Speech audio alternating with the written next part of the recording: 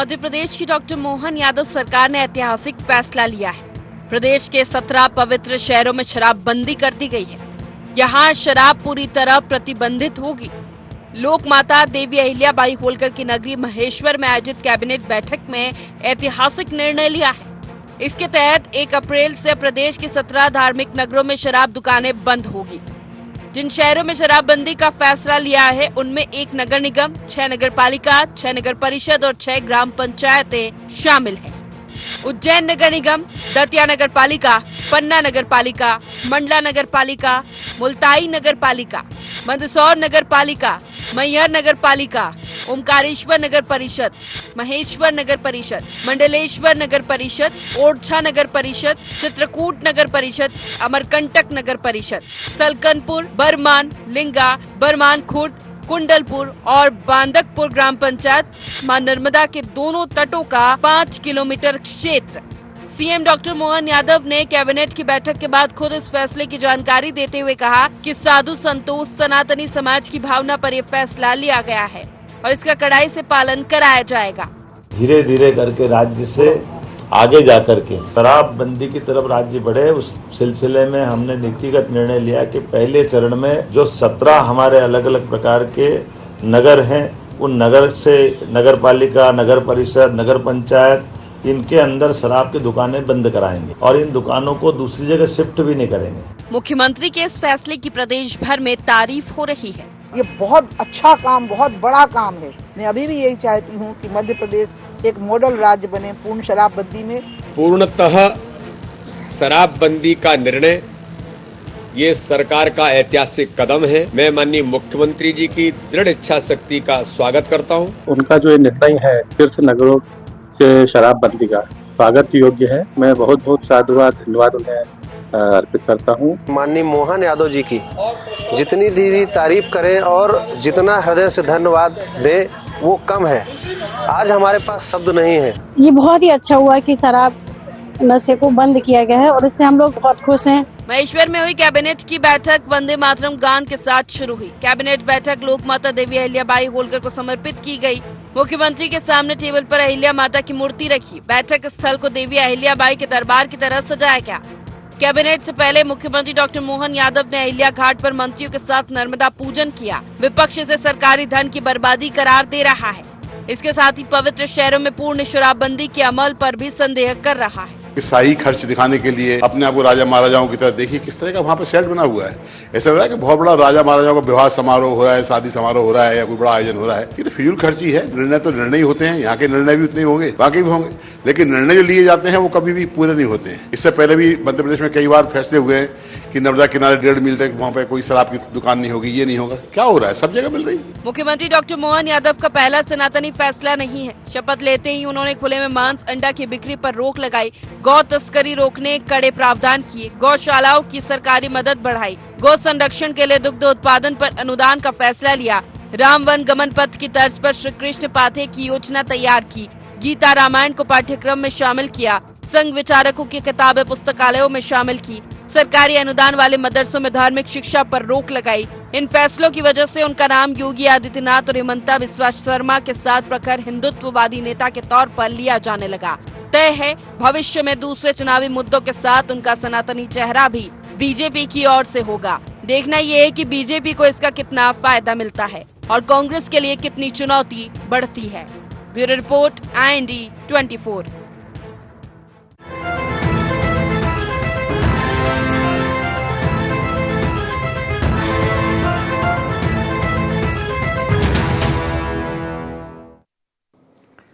नमस्कार। IND agenda सुशासन और सनातन में आपका स्वागत है। मैं हूं आपके साथ नवीन पुरोहित। चर्चा को विस्तार देंगे, उसके पहले IND एजेंडा के मुख्य बिंदुओं की तरफ एक निगाह डालते हैं।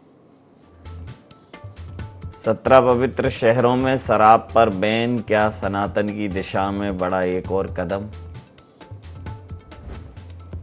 देवी अहिल्याबाई के चरणों में सरकार सियासत में क्यों बड़ी तकरार? क्या हिंदुत्व की नई प्रयोगशाला बन रहा है मध्य प्रदेश? हिंदुत्व से जुड़े हर फैसले पर कांग्रेस को क्यों नजर आती है सियासत? नमस्कार, इन्हीं सवालों के साथ चर्चा में आप सबका पुनः स्वागत है। मध्य प्रदेश की सरकार, डॉक्टर मोहन यादव की सरकार ने कुछ ही समय पहले ये कहा था कि जो पवित्र शहर हैं मध्य प्रदेश के, जो धार्मिक स्थल के, जो पवित्र धार्मिक महत्व के जो पवित्र शहर हैं, जहां बहुत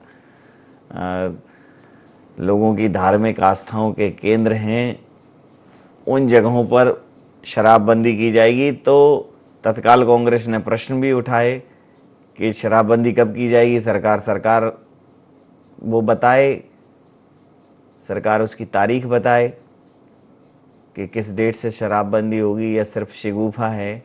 इस प्रकार की बातें हुई। अंततः आज जब कैबिनेट बैठक हुई महेश्वर में, देवी अहिल्याबाई, लोकमाता देवी अहिल्याबाई को समर्पित ये कैबिनेट बैठक रही और उसमें ये निर्णय लिया गया। तो इस निर्णय में 17 पवित्र शहरों में शराब नहीं बिकेगी, यह निर्णय भी लिया गया। अब इस निर्णय को लेकर कांग्रेस हमलावर है कि क्या पूर्ण शराबबंदी करेगी सरकार? इन 17 शहरों में शराबबंदी करने से क्या हो जाएगा? और वह यह भी सवाल उठा रही है कि जो महेश्वर में कैबिनेट बैठक हुई वो सरकारी धन का दुरुपयोग है, सरकारी धन का अपव्यय है, सरकार पर्यटन कर रही है सरकारी धन पर। लेकिन सवाल निश्चित रूप से कई हैं। इसी मुद्दे पर चर्चा करेंगे। हमारे साथ चर्चा में शामिल हैं पवन पटेल जी, सचिव हैं मध्य प्रदेश कांग्रेस के, और मंजरी जैन जी, मीडिया वार्ताकार, मध्य प्रदेश भारतीय जनता पार्टी से अभी हमारे साथ हैं। आप दोनों अतिथियों का बहुत स्वागत है। और सीधा सवाल, मंजरी जी, ये 17 शहरों में जो शराबबंदी की गई है, तो 17 शहरों में शराब खराब है, बाकी के और जो दुनिया के मतलब बहुत शहर हैं, 55 जिले हैं, फिर तमाम तहसीलें हैं, और अन्य धार्मिक महत्व के स्थल, सिर्फ अब धार्मिक महत्व के स्थल, हिंदुओं के धार्मिक महत्व के स्थल ही क्यों जोड़े भाई? जैन भी हैं, बौद्ध भी हैं, सिख भी हैं, मुस्लिम भी हैं। तो 17 पवित्र शहरों में शराब पर बैन, लेकिन ये 17 पवित्र शहर सिर्फ सनातन के दृष्टिकोण से हैं, और इन पवित्र शहरों के अलावा जो शहर हैं बाकी वो अपवित्र हैं। नहीं, देखिए नवीन जी, इस दृष्टिकोण को समझना होगा कि जो हमारे धार्मिक स्थल हैं वो आस्था के केंद्र और उनकी पवित्रता बनी रहे। सांस्कृतिक मूल्यों की रक्षा करना, धार्मिक मूल्यों की रक्षा करना, ये हमारा कर्तव्य है। और इस दिशा में सरकार ने जो फैसले लिए हैं डॉक्टर मोहन यादव जी के नेतृत्व में, निश्चित तौर पर ये सराहनीय है। और उन्होंने कहा है कि ये तो अभी शुरुआत है, इसको व्यापक रूप से हम लागू करेंगे। और जहां तक आपने सनातन धर्म की बात की है, तो कुंडलपुर जो है वो जैन धर्म अनुयायियों का तीर्थ स्थल है, तो वहां पर भी उसको भी शामिल किया गया है। और आने वाले समय में इसमें और भी मुख्यमंत्री जी ने स्पष्ट रूप से कहा है कि हम इसमें और आगे बढ़ेंगे, व्यापक तौर से आगे बढ़ेंगे। और जो दूसरी बात नवीन जी, इसमें यह भी है कि जब एक सकारात्मक रूप से पहल की जाती है और निर्णय लिए जाते हैं, तो उसको सिर्फ राजनीतिक दृष्टि से नहीं देखना चाहिए, एक सामाजिक दृष्टि से भी देखना चाहिए कि हमने सामाजिक रूप से माँ अहिल्या देवी जो कि निस्वार्थ भाव से जी आपका बिल्कुल स्वागत है। हमारे साथ चर्चा में योगेश जी भी शामिल हो गए हैं। एक मंजरी जी, बीच में मैंने एक शेर किसी का पढ़ा था, शायर का नाम याद नहीं आ रहा है, हालांकि मैं बिल्कुल सेंस में ही हूँ तो नहीं आ रहा है, कि साकी शराब पीने दे मस्जिद में बैठकर, या वो जगह बता दे जहां पर खुदा ना हो। तो मध्य प्रदेश पूरा ही धार्मिक महत्व का है। अब कौन सी जगह, ये बात ठीक थी कि स्कूलों के पास और धर्म स्थलों के पास उनसे कम से कम 2-4 किलोमीटर शराब की दुकानें नहीं हो। बीच में फिर शराब ऐसा हो गया कि इन सब चीज़ों को दरकिनार किया गया। लेकिन धार्मिक महत्व के स्थल तो सब जगह ही हैं। हाँ, कुछ ज़्यादा प्रसिद्ध हैं कुछ स्थल, बस वो कह सकते हैं, लेकिन धार्मिक महत्व के स्थल तो हर जगह ही हैं। बाकी की जनता का क्या, अगर इन 17 जगहों पर लोग मान लो नहीं पिएंगे तो कहीं और जाके बैठ के पी लें, और फिर आपको लगता है कि ये व्यवहारिक निर्णय है? ऐसा लगता है, मुझे ऐसा लगता है कि हमारा मानवीय स्वभाव है, और यदि हम साइकोलॉजिकल तरीके से देखते हैं तो जब हम शुरुआत करते हैं कहीं ना कहीं से तो हमें शुरुआत करनी होती है। और धार्मिक स्थल, हम जब तीर्थ स्थल की बात करते हैं तो हमें वहाँ एक अलग अनुभूति होती है। जब हम तीर्थ स्थान पर जाते हैं वहाँ का एक अलग महत्व है। धार्मिक स्थल जिन्हें हम तीर्थ स्थल के रूप में जानते हैं उनका एक अलग महत्व होता है। और हमारी जो सभ्यता है, जो हमारी संस्कृति है, हम सबकी आस्था है उन धार्मिक स्थलों में, और वहां से यदि शुरुआत होती है तो कहीं ना कहीं मानसिक रूप से लोगों को तैयार करना, उनको जागरूकता लाना, ये अच्छी शुरुआत है। हमें सबको स्वागत करना चाहिए, और मैं समझती हूँ कि आम आदमी को इसमें सहयोग करना चाहिए और विपक्षी दल है उनको भी सहयोग करना चाहिए इस तरीके की पहल के लिए, और स्वागत करना चाहिए। तो मैं समझती हूँ कि ये बहुत स्वागत करने योग्य निर्णय जो हुआ है उसमें हम सबको सहयोग करना चाहिए। आपकी भी भूमिका बहुत महत्वपूर्ण हो जाती है इसमें। तो मैं समझती हूँ इसमें कोई ऐसा नकारात्मकता का भाव मैं तो वैसे ही सहयोग करने तैयार हूँ कि जहाँ भी धार्मिक महत्व के स्थल हैं, 17 हो, 27 हो, 777 हो, उन जगहों पर बिल्कुल शराब पीकर नहीं जाना चाहिए। आदमी वैसे ही धार्मिक होगा तो नहीं जाएगा उन 17 ही शहरों में, क्यों कोई सा भी शहरों में नहीं जाएंगे। नहीं, सभी जगह होना चाहिए। मैं आपकी बात से इत्तेफाक रखती हूँ, इसका समर्थन कर रही हूँ, लेकिन माननीय मुख्यमंत्री जी ने कहा है नहीं, अब ये जरा पवन जी, ये आप पहले कह रहे थे कि 17 स्थलों पर करेंगे नहीं करेंगे, इनकी निर्णय पर संशय है, ये तो पॉलिटिकल शिगुफा है। अब निर्णय ले लिया तो आप कह रहे हैं कि सब जगह क्यों नहीं कर रहे हैं, और उसमें भी कमियां खामियां ढूंढ रहे हैं। दूसरा, महेश्वर में जो बैठक हुई जहां ये निर्णय हुआ, लोक माता अहिल्याबाई को ये समर्पित रही, वहां भी आप इसे सरकारी धन का दुरुपयोग देख रहे हैं। क्यों, आखिर क्यों कमियां क्यों देखते रहते हैं? नहीं, देखिए, कमियां देख इसलिए रहे कि पहले भी जिस भी चीज में कोई भी ऐसा निर्णय भारतीय जनता पार्टी ने लिया है, उस निर्णय को विज्ञापन का निर्णय भले दिखाने के लिए कुछ रहो, लेकिन उसके पीछे क्या सोच रही, कितना इम्प्लीमेंटेशन हुआ, इसलिए आदमी को प्रश्न उठाना पड़ता है, बोलना पड़ता है। अब ये जिस तरह का हमने ये बोल रहे थे, हम तो कहते हैं कि पूरे प्रदेश में शराबबंदी हो, तो उसको एक बार थोड़ा सा माना जा सकता है कि किसी तरह से संभव हो सकती है। अब आप ये बताइए, 17 जिलों में नहीं मिलेगी या एक जिले से दूसरे जिले की सीमा में लेंगे, अभी उसके इतने नियम कानून होंगे पेचीदा कि वहां नहीं मिली, भाई बगल वाले के जिला से लेकर के चला आएगा। जिन स्टेट में है शराबबंदी, वहां सबसे बढ़िया व्यवस्था है शराब पीने की। आप गुजरात का ले लीजिए, बिहार का ले लीजिए, वहां कितनी बढ़िया व्यवस्था है, सब बड़े आराम से मिल रही है। तो देखिए, सरकार का निर्णय जो लिया है विज्ञापन के हिसाब से बड़ा अच्छा निर्णय, लेकिन इसको इम्प्लीमेंटेशन कराएं और ये बताएं कि क्या अवैध शराबबंदी भी लागू होगी, या अवैध शराबबंदी जिस दिन से ये बंद होगी उस दिन से अवैध शराबबंदी चालू हो जाएगी। वो एक कमाई का सबसे बड़ा जरिया हो जाएगा कि जो बोतल कितने की 100 रुपए 200 रुपए की मिलती होगी, 500 1000 की मिलेगी। तो ये भारतीय जनता पार्टी इस टाइप के निर्णय तो करना तो पूरे ही कर देती, भाई पूरे स्टेट में कर दें, पूरे स्टेट में करने में क्या दिक्कत है। आज मोहन यादव जी का मैं सुन रहा था कि शराब से बड़ा दुख, बड़ा पीड़ा होती है, पूरा परिवार बर्बाद हो जाता है, शारीरिक उसके दिक्कतें होती है, महिलाओं को उस घर की बड़ी परेशानी है। तो क्या धार्मिक स्थल में ही बस, बाकी जगह भी तो परिवार बर्बाद हो रहे हैं। अगर इतनी बड़ी सोच है, इतना इस सोच को ध्यान में रखते हुए किया जा रहा है, तो मुझे लगता है पूरे प्रदेश में शराबबंदी कर देनी चाहिए।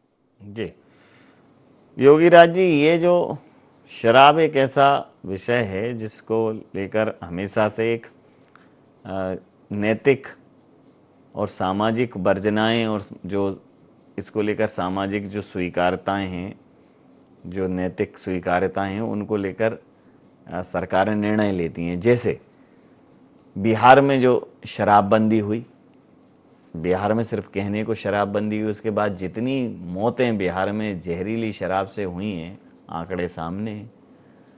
गुजरात में सबसे ज़्यादा अवैध शराब की खपत है। तो जो विषय वस्तु है, अब जैसे मैं शराब का समर्थक कतई नहीं हूँ, लेकिन जैसे उज्जैन में अब उनको भोग लगता है भैरव जी को शराब का, और वो 5-6 किलोमीटर ऐसे, तो फिर कैसे? तो जैसे भैरव जी शराब पीते हैं, बाकी देवता नहीं पीते हैं, तो ये भैरव जी की चॉइस का विषय है।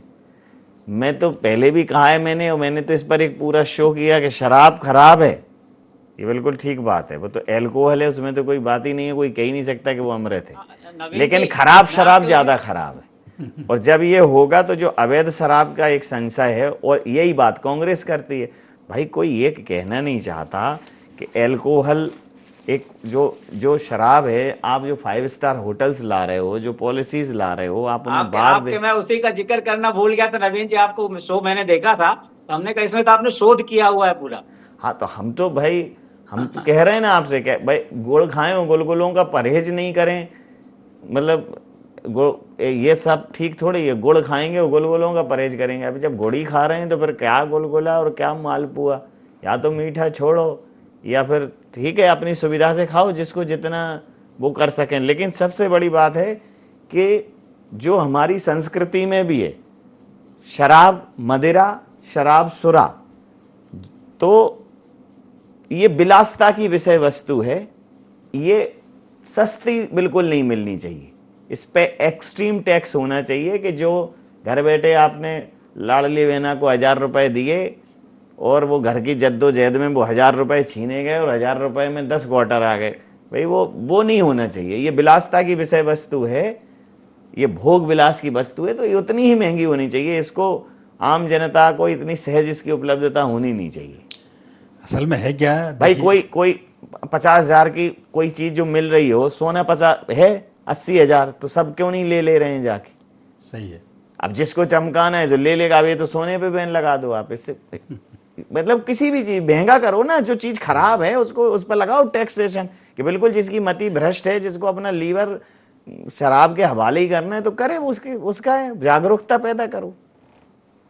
आपने नवीन जी बड़े एक शेर के साथ शुरुआत की, और महंगी शराब को लेकर भी बहुत से शायरों ने, पियक्कड़ों ने कई बात की, हुई बहुत महंगी शराब के थोड़ी थोड़ी पिया करो। तो आप महंगी कर दो, लेकिन पीने वाले मानेंगे नहीं वो। एक बात। दूसरी बात, असल में ये पूरा प्रोस्पेक्टिव ये है कि इस बात में ये देखा जाना चाहिए कि लत छुड़ाने की आदत है, ये जो एक गंदी आदत है, ये जो नुकसानदायक आदत है, उससे कैसे छुटकारा लगा जाए। आप 5 शहरों में शराबबंदी कर लें, आप 15 शहरों में शराबबंदी कर लें, आप पूरे स्टेट में शराबबंदी कर लें। अभी बात कर रहे थे कि साहब पूरे प्रदेश में कर देते, तो पूरे प्रदेश के उदाहरण भी है अपने सामने। कि प्रदेश में भी शराबबंदी करने से कोई शराबबंदी तो होती नहीं। अब ये सवाल एक बात इस बात का और है कि क्या शराब सरकार पूरे देश में बंद कर दे तो क्या लोग पीना बंद कर देंगे? लोगों को जो लत लग गई उस आदमी को ढूंढा जाना चाहिए। हमारे राघवन जी बड़ी अच्छी बात करते हैं। कई बार एक कवि सम्मेलन में एक कवि गया और सुना रहा अपनी अपनी कविताएं। अब एक आदमी लट्ठ लेके बैठ गया सामने, वो बोर कर रहा बुरी तरह। वो उनने कहा ये तो ठीक है, ये कवि पढ़ रहा, वो तो पढ़े जा, तू पढ़े जा, लेकिन ये बताओ उसको लायक कौन? तो ये जो शराब की लत लगाई किसने, आप उस पर विचार करना चाहिए। और लोगों को भी इस बात पर सोचना चाहिए कि क्या सरकार प्रतिबंध लगाई तब हम पीना बंद करेंगे। अब आप देखिए कि मतलब हमारे धर्मों में ये कहा कि भाई यहाँ बहुत अच्छे से रहो तो वहाँ तुम जन्नत जाओगे, तो बहिश्त की नदियाँ बहेंगी। बहिश्त तो शराब ही होता है, वहाँ सुरा, बड़ा जो स्वर्ग में सुंदरियाँ तुम्हें सुरापान कराएंगी। ये ऐसी कल्पनाओं में कि तुम ऐसा करोगे। अब वो मिल रही है बिल्कुल नाले के ऊपर बने ठेके में। भाई वो उसको वो विलासिता की विषय वस्तु है। जब वो महंगी होगी और जब उसको खरीदने की सक्षमता किसी व्यक्ति में होगी तो उसमें इतना सेंस डेवलप हो जाएगा कि इस अल्कोहल के लिए इतना पैसा क्यों खराब करना। बिल्कुल ठीक कह रहे हैं। लेकिन जब आप ऐसी शराब उपलब्ध करा रहे हो कि 10% तो वोटर नशे में ही वोट करते हैं। हाँ, पिला पिला के उनको बिल्कुल ऐसे, जब आंखें खुलती हैं तो पता चलता है कि तब वोट भी हो गया।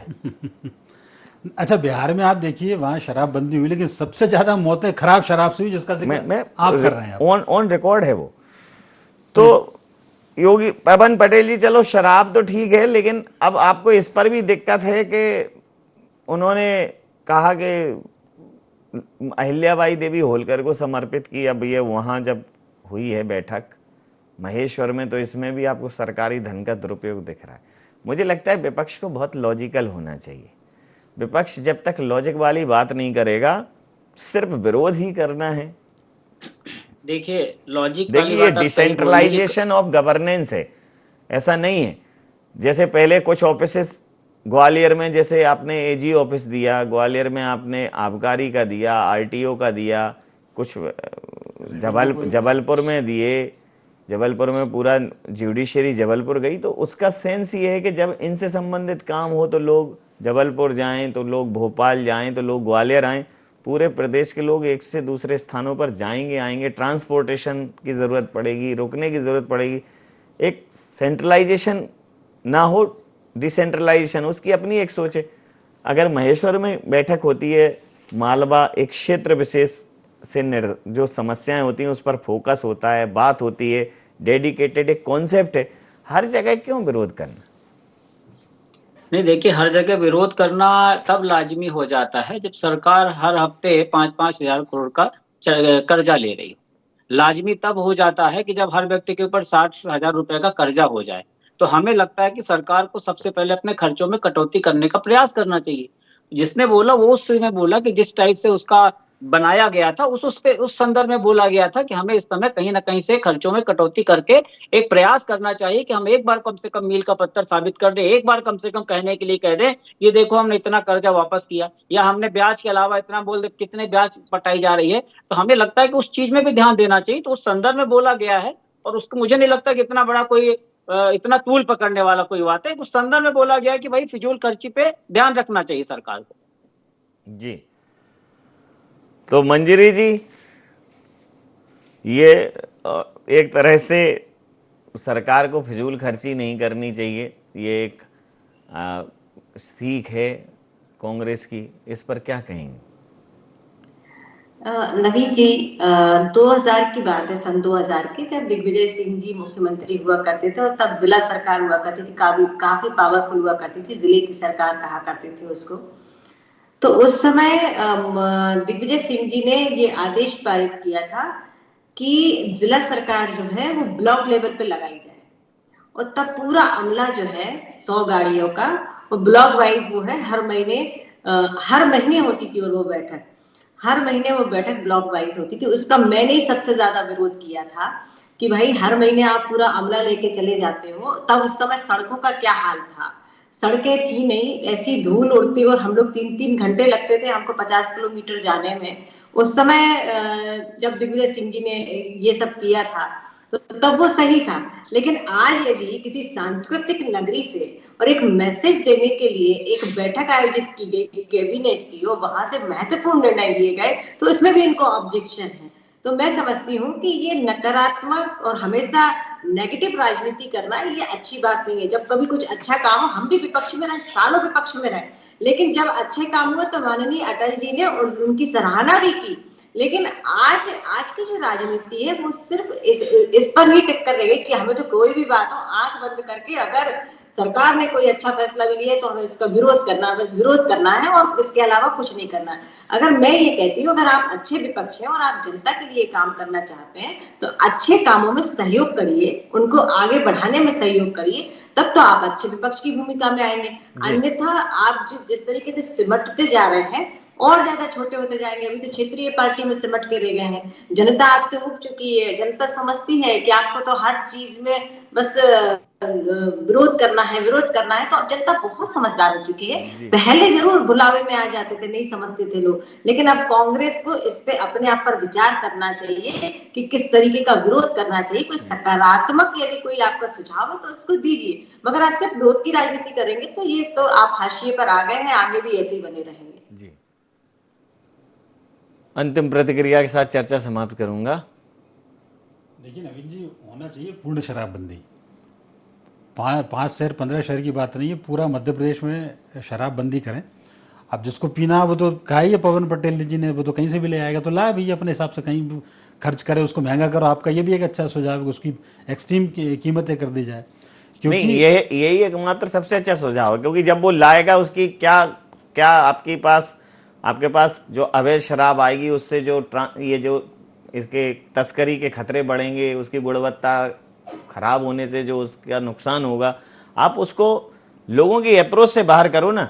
आज हर आदमी जाके कार क्यों नहीं खरीद लेता? बिल्कुल। और फिर कार खरीद लेता है आदमी तो क्या उसकी फिर अपने आप कैसे उसकी केयर करता है भाई? जब उसको पता लगेगा कि इस पर हमारा इतना पैसा खर्च हो रहा है और इसकी ये पैसा खर्चने में ये इस तरह की चीजें, जैसे कुछ नहीं है उसका। जैसे आप देखें कि हमारे जितने भी डिफेंस फोर्सेस हैं सबकी कैंटीन में शराब उपलब्ध है। भाई सेना से ज्यादा अनुशासित और सेना से ज्यादा व्यवस्थित तो कोई और कोर है नहीं। उनके यहाँ कैंटीन में उनके यहाँ शराबबंदी नहीं है, लेकिन उसकी और बहुत उच्च गुणवत्ता की चीजों में भी दामों में कटौती है, लेकिन वो सिर्फ वहां उच्च गुणवत्ता की मिलेगी और वो इतनी तो महंगी होती है कि उनकी सैलरी का एक बड़ा हिस्सा उस पर खर्च होता है। तो इतना समझ अगर डेवलप हो जाए, और समझ डेवलप होना ही एकमात्र रास्ता है। बाकी आप बंद करने से आपको लगता है बंद हो गया, तो आप देख लो गुजरातियों में, तो गुजरातियों को एक शराब, गुजरात में मतलब इस टाइप का बोलते हैं। हालांकि मेरा कोई मित्र नहीं है गुजराती, नहीं तो मैं चेक भी कर लेता कि शराब बहुत ही बड़ी गिफ्ट होती है, अगर उनको शराब आप दे दो तो खुश हो जाते हैं ऐसे। मैं गुजरात के आपको वाकया सुनाता हूँ। मैं सोमनाथ गया, हमारी गाड़ी की चेकिंग हुई। मैंने कहा ये चेकिंग क्यों हो रही है? कि साहब इसमें देखी जा रही है कि इसमें शराब है कि नहीं। और वहाँ क्या होता है, सोमनाथ के बिल्कुल 25 किलोमीटर दूर ये दमनदीप है, वो यूनियन टेरिटरी है, वहाँ खूब धड़ल्ले से मिलती है। अब सोमनाथ से 25 किलोमीटर दूर दमनदीप चले जाएं आप, तो लोग वहाँ से भर भर के ले आते हैं। तो ये जो इस तरह की जो शराबबंदी की जो कोशिशें हैं, वो उन कोशिशों से कोई बहुत ज़्यादा लाभ होने वाला नहीं है।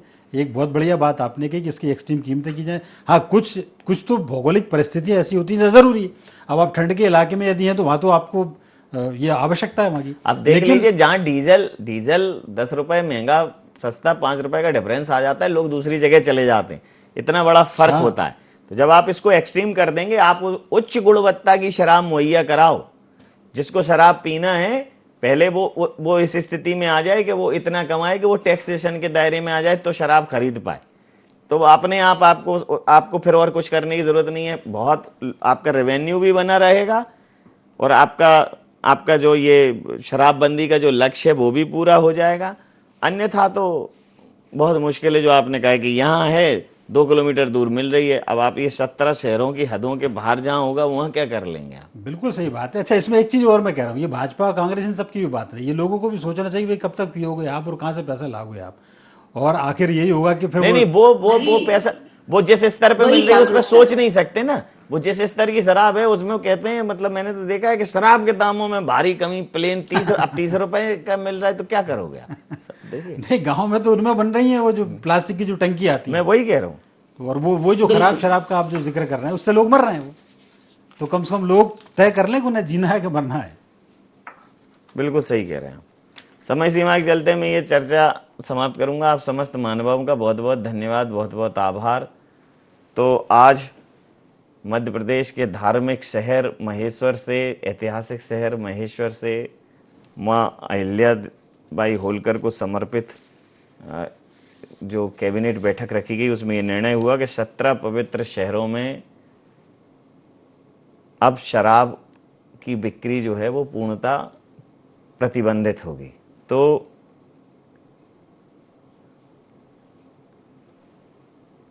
जिस प्रकार से ये निर्णय हुआ है, पूर्ण शराबबंदी भी जिन राज्यों में हुई है, मुझे लगता है कि जब सरकारें निर्णय लें तो बहुत तार्किक और व्यवहारिक निर्णय लें। एक सामाजिक दबाव में और एक सामाजिक उम्मीद में, एक सोशल एक्सपेक्टेशन में निर्णय नहीं ले। शराब जो है वो भोग विलास की वस्तु है। शराब निश्चित रूप से विलासता की वस्तु है और उस पर जो कर है वो बहुत ज़्यादा होना चाहिए। और जो शराब की उच्च गुणवत्ता की शराब की ही उपलब्धता हो, ये वह तरीका है जिससे सरकार को समाज में ये संदेश देगी, सरकार के ये भोग विलास की विषय वस्तु है, ये आम जीवन में, रोजमर्रा के जीवन में बहुत सहज उपलब्धता की विषय वस्तु नहीं है। लेकिन ठीक है, सरकारें पूर्ण शराबबंदी का निर्णय लेती हैं, बाही बटोरती हैं, और अगर निर्णय के मूल में सिर्फ बाह बटोरना है, उसकी बाही लेना है, तो फिर वो निर्णय मुझे नहीं लगता कि वो फलीभूत होगा। और वैसे भी मुझे एक लाइन याद आ रही है कि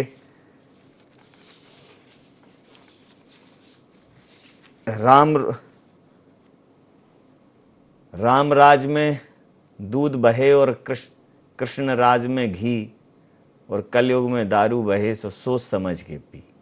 बस उतना ही है। सोचने समझने की जिसको सरकारों को ज़रूरत है कि सोचने समझने का जो सेंस है वो डेवलप करे। तो जो शराब की उपलब्धता, जब चुनाव आयोग दुनिया की शराब पकड़ता है उसमें कोई भी शराब वो 10 ब्रांड में बोल दूंगा, वो अगर एक बोतल भी उनकी मिल जाएगी तो चुनौती है। वही सब पाउच में मिली हुई, वो ऐसे अद्धे प्लेन मसाले सफ़ेद, ये सब जो बिल्कुल शराब के नाम पर वो एक तरीके से टॉयलेट क्लीनर है। प्योर स्पिरिट पिला रहे हैं आप शराब दे ही क्यों रहे हैं उसका नाम? वो शराब है ही नहीं, वो बेहद खराब शराब है, जो सीधी इस तरीके से ये है कि वो जहर पिला रहे हैं। तो जहर ठीक है, जहर बंद करिए, और शराब अगर समझते हो तो शराब शुरू करिए, शराब को महंगा करिए, उसकी उपलब्धता कम करिए। और अगर आप ये कर पाएंगे कि तार्किक और व्यवहारिक हैं, अन्यथा ठीक है, सामाजिक भाई के लिए आप कर रहे हैं तो ठीक है, लीजिए। फिर चुनावों में आप ही लोग पिलाएंगे और नशे में लोग झूमते जाएंगे, और ठीक है, आधा 10% तो वोटिंग इससे प्रभावित होती है। IND एजेंडा में नहीं, यहाँ बन रही है IND 24 के साथ, और देखते रहिए IND 24। नमस्कार।